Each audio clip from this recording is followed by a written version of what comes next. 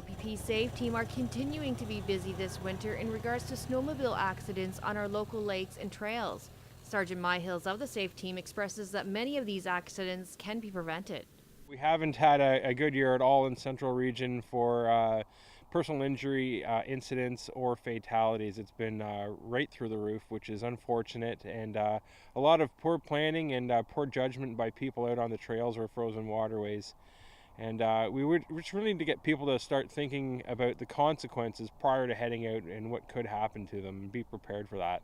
There has been 8 fatalities in the Central Region and 17 personal injury incidents. OPP are asking that you think about what you're doing before heading out on the lakes and trails and to make sure you obey the rules and regulations.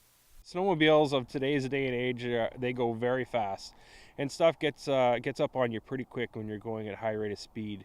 A lot of problems that you could run into include bubblers, which we have in the background behind us, that create open water in front of docks.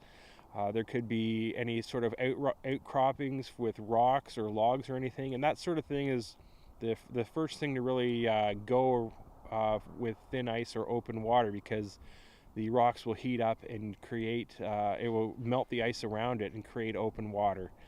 And it could be anything from where there used to be a fish hut, there might be a big drift around it now, and then now you don't know it's there, and you've come into a big hole basically of snow, and you're into a bit of a jackpot out there, unfortunately.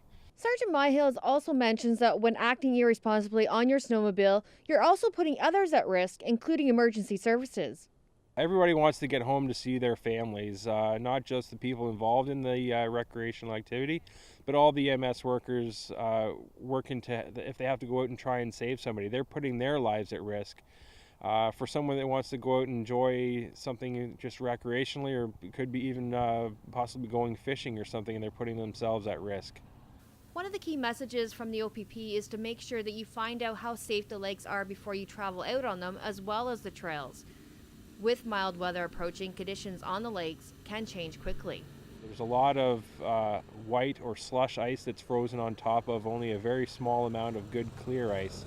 That white slush ice will deteriorate quickly with warm temperatures, rain, and sun, and it'll go very quickly and make it very unsafe in a hurry.